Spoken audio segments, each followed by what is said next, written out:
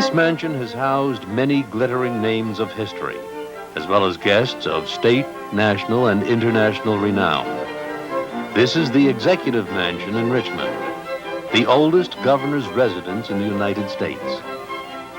Completed in 1813, it has housed Presidents Jefferson, Monroe, Tyler, and Harrison, Governor Patrick Henry, and the father of Robert E. Lee, just to name a few.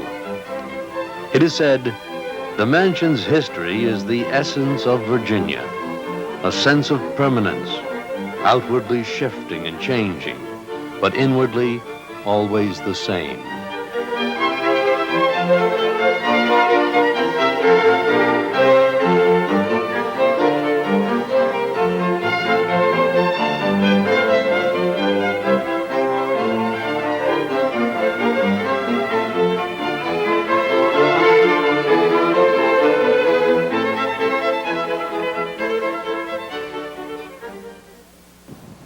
I'm Libby Fitzgerald, and it is my pleasure today to show you some of the highlights of this lovely home and to introduce you to its present resident, Mrs. John Dalton, First Lady of Virginia.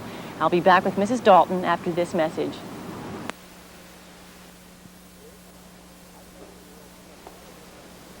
Good evening. I'm Preston Wilson of Fidelity American Bank. At Fidelity, it's always our pleasure to bring you something of community interest. And tonight, we feel especially privileged. The following special is entitled The Governor's Mansion, a conversation with the First Lady of Virginia. It features an interview with Mrs. John Dalton by Libby Fitzgerald at the Governor's Mansion in Richmond. You will have an opportunity to see the beautiful garden and tour the interior of some of the rooms where members of Virginia's first family make their home. You will also hear Mrs. Dalton express some of her own views on how it feels to occupy this historic home. Due to the nature of the presentation, there will be no interruptions for commercial messages. We hope you enjoy the program. I'm sitting here on this lovely spring day in the gardens of our Governor's Mansion in Richmond.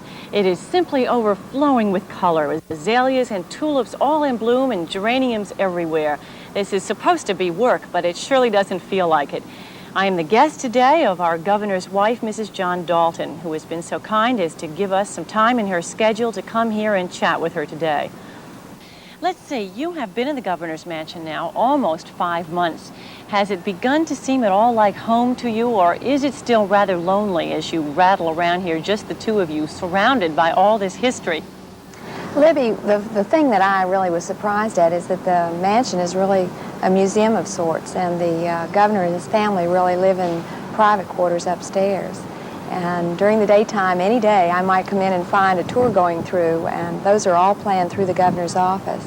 So you might run out to go to the dentist and run back in, and you'll find 100 people in the downstairs hallway. Well, how much room do you have up in those private quarters? What is allowed for you up there? Well, there are 3 bedrooms and a sitting room and a library. And there's a teeny-weeny kitchen. And if you know very much about me, I have done a lot of cooking over the years. And that teeny-weeny kitchen doesn't even have an oven in it, just a couple of burners and a little refrigerator part underneath. So it was quite a change, quite a difference in the lifestyle for me. Have you ever encountered any of the ghosts of these illustrious historical figures that have lived here? They always say a few hang around. Libby, that's the best thing of all. I don't believe in ghosts, and so I was all prepared not to see the ghost. And I knew that a governor had seen the lady ghost, supposedly, rustling through the hallways in her taffeta gowns, and I knew that a first lady had supposedly seen her, and I knew the Holton children had been teased about it.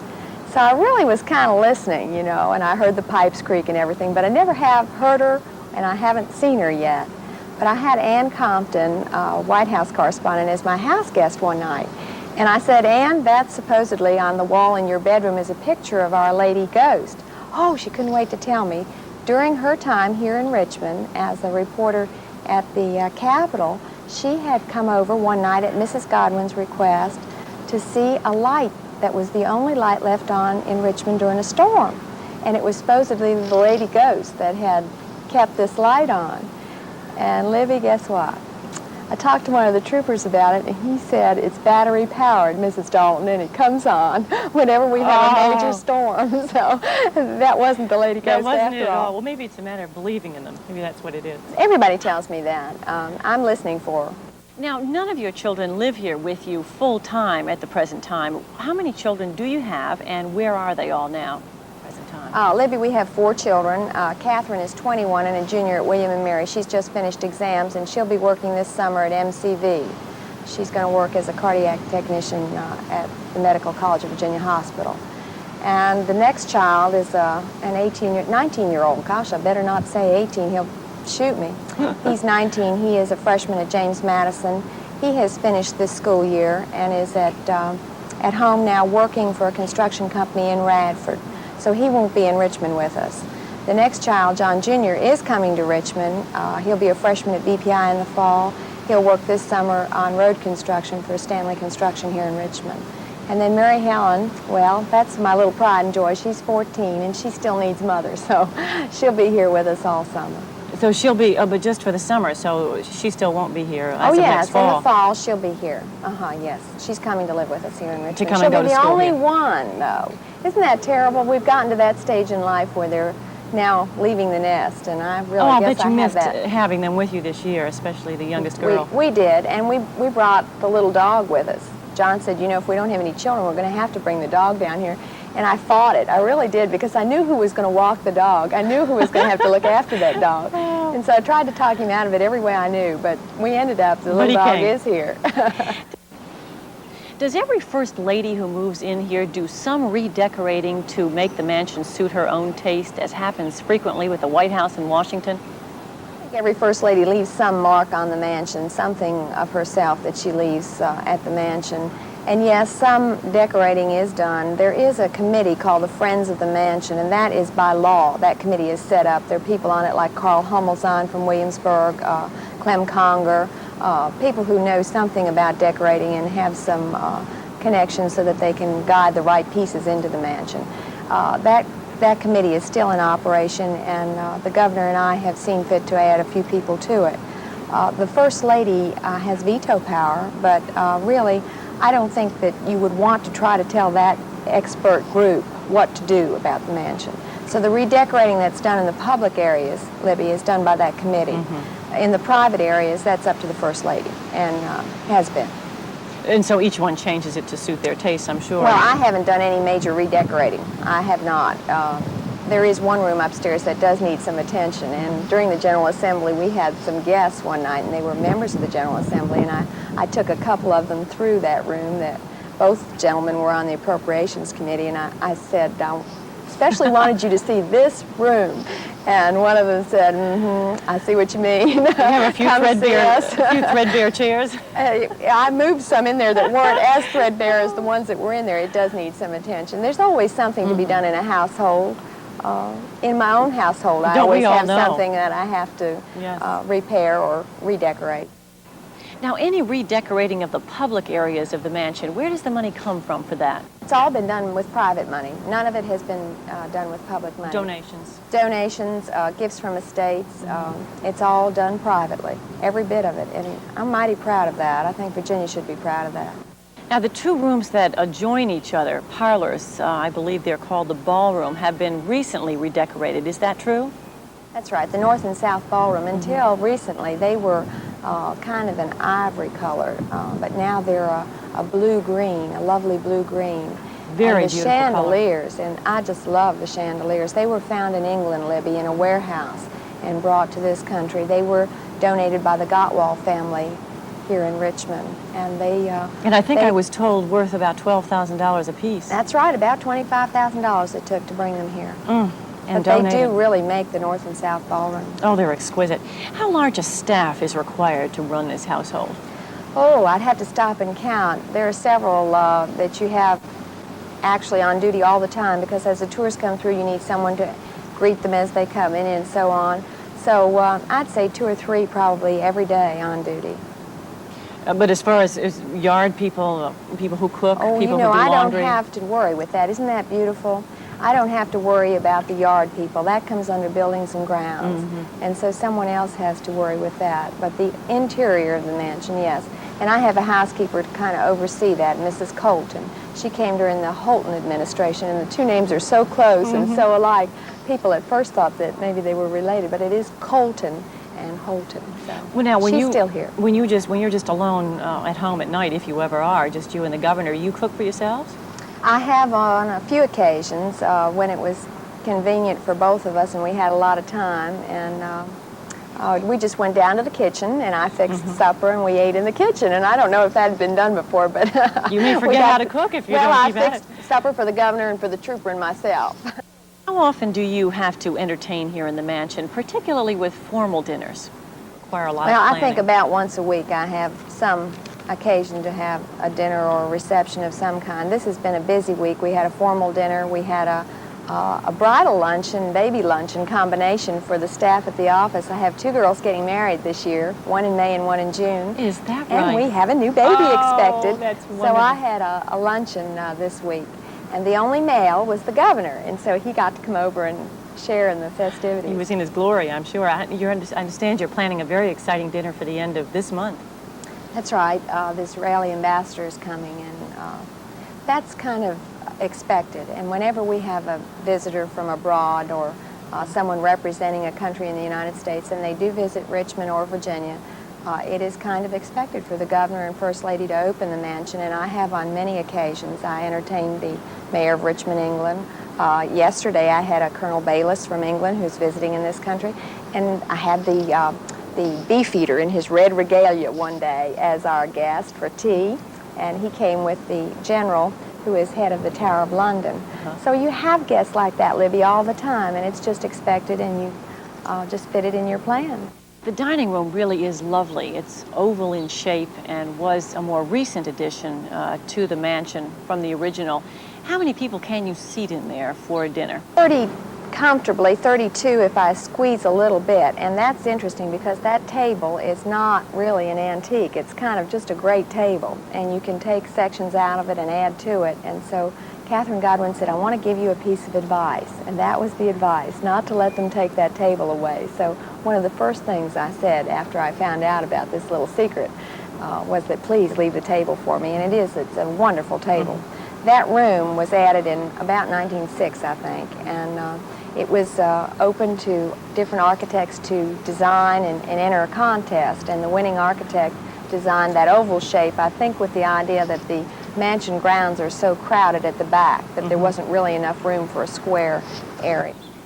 What is your favorite part of the mansion, and what would you say is the most interesting part of it? Well, I think my favorite room is the Washington room. It's on your left as you enter, and it's a little sitting room in the front. It has a lot of engravings of General Washington. It has Mrs. Washington's reception. I think it's the warmest room on the first floor. That's my favorite room, Libby. Is it fun to be a governor's wife? There's a great deal of Sure, worry it's and fun. work involved, I'm sure. A lot of work, a lot much of of worry. each? How much of each? Well, I think the worries were mainly, could I get it all together? Could I manage all the things I like to do and still do the job of the First Lady? I do a lot of volunteer work, and that came first with me before John became governor. After he became governor, my First Lady's duties had to come first. So, yes, it's been all right now because I have managed to get everything together. But until then, I had that worry that my life might have to take second place, but it hasn't worked that way. Well, that's what I wanted to ask you. The wife of a politician is so much of doing things at your husband's side, and when you're not at his side, doing things that, in a way, you must do to help his career. There must be a great deal of sacrificing of one's own desires and interests. Does that ever bother you? Do you ever long for time to do things you'd like to do that you just can't find time to do? Well, the funny part about the political career of John Dalton was that I shared it from the beginning. He was generous in sharing his life all the way from the very beginning when he first ran for the House of Delegates. Had he not done that, I probably would have felt left out, Libby. But when he ran for the House of Delegates the first time, we got together at night all winter, the winter before, and made cards out of the voters in his district, who was qualified and who wasn't. And we did it as a team. And had that not taken place, I probably would have felt more alienated by the activities that had to be political. But I shared that life, and so by sharing it, really, I never did resent it. How about now? Can you be together much? Does your life interfere with your togetherness? Well, more than ever before. That's what people really can't understand. John always traveled a lot. He had a lot of duties as lieutenant governor, and we lived at Radford. Now we both live in Richmond. I kept our home in Radford so that the children had a normal life as they were growing up. And now we live together in Richmond, and I think we've been separated only 2 nights since the inauguration, and it's really been great. It's been great for me. Well, that would be surprising to most people. I think you think of political families as always going in different directions and being surrounded by people so much that they're rarely alone. Well, Libby, I have made it a point to let his schedule come first. If there's something that I should do with him, then that comes first, and I've always done that. And then my schedule is separate from his only when it's convenient for his schedule. There's a certain insincerity about politics. You must be friendly to everyone you meet. You must have something to say, a smile for everyone you meet. Do you ever get tired of that? I get tired of smiling. It's a good thing I'm a happy person. You are a happy person. It must come naturally to you. Well, I don't know that it way. comes naturally, but I like people, and that may be the biggest asset I have. I just like people, and I like being with people. I think if you didn't like people, this would be a terrible position to be in. Strain. It really would. So many young people today seem to be very turned off by our political system.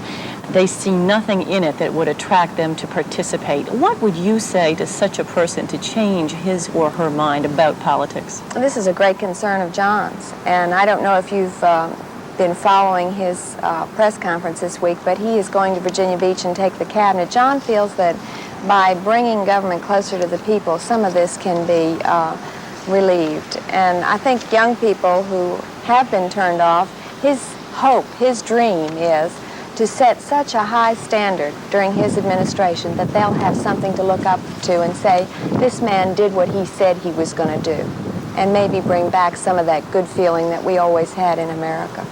I was chatting with some college students just the other day, and it seemed to me that what seemed to bother them the most was the compromising that is so much a part of politics. Constant compromise on issues seems to mean to them that you couldn't really stand for anything, that you couldn't really strongly believe in anything. And they believe so strongly in things now that they can't understand how you can give all of that up for half of what you want.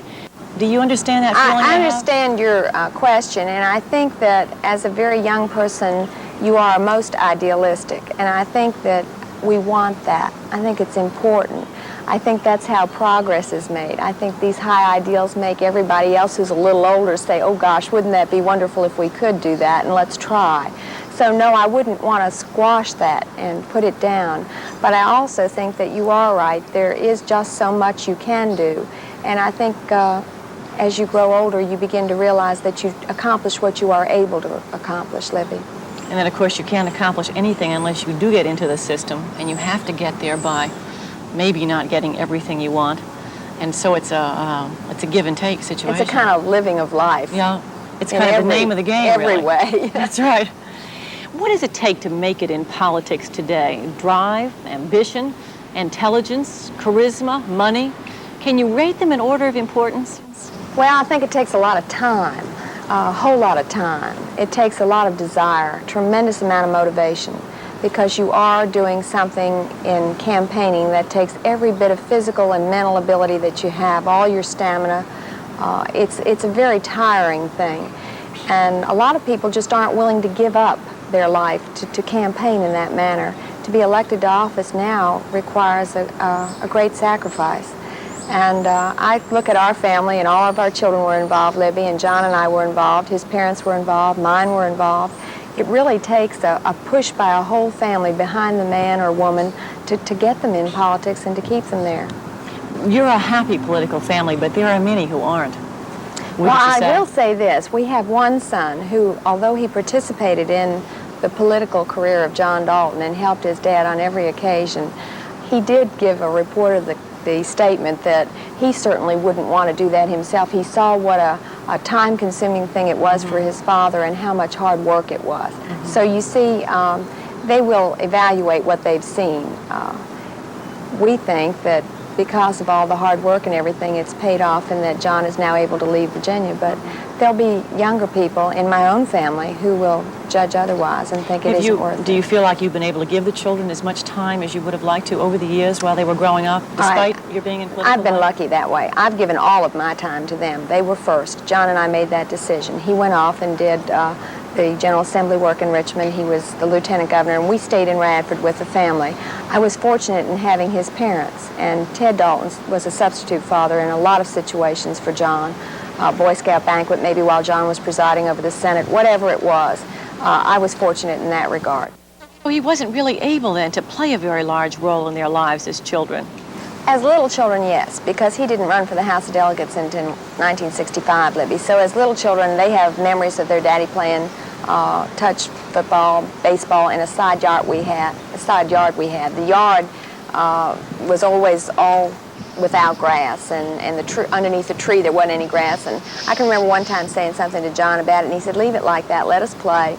They're going to be gone, and you're going to have your grass later on." And it's so true now. The grass is there, and the children aren't. And so only maybe one out of the four has any small resentment toward maybe what I don't know that she does. took. I really think you'd have to talk to her. She's coming today. She'll be here this afternoon.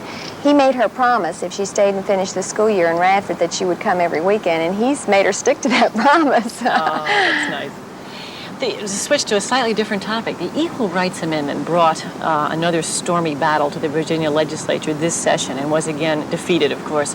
Why can't Virginia pass the Equal Rights Amendment? It seems that many women here feel that they don't have everything to gain, but rather a great deal to lose if this amendment should become law. How do you feel about it? Well, I'm opposed to the Equal Rights Amendment. However, my husband voted for the rights of women in our Virginia Constitution so that every woman in Virginia, Libby, now has those rights guaranteed by the Virginia Constitution. And I feel that there are some in my family, my oldest daughter and my youngest daughter, who both favor the Equal Rights Amendment. So it might be a generation gap. I don't know. I feel that we have the rights we need, guaranteed by the Virginia Constitution. I'm afraid about things that might happen with the ERA amendment going into effect. I don't want the federal courts telling me this is what you must do. I'm very suspicious of it. Do you feel like if there is discrimination against women today in any area that there are laws on the books to take care of this? Absolutely. We don't need already on the books to be taken care of, yes. Woman has redress in court now. But they say that, in fact, it is not being taken care of in this way, that there are women who are not receiving just salary and just job opportunities.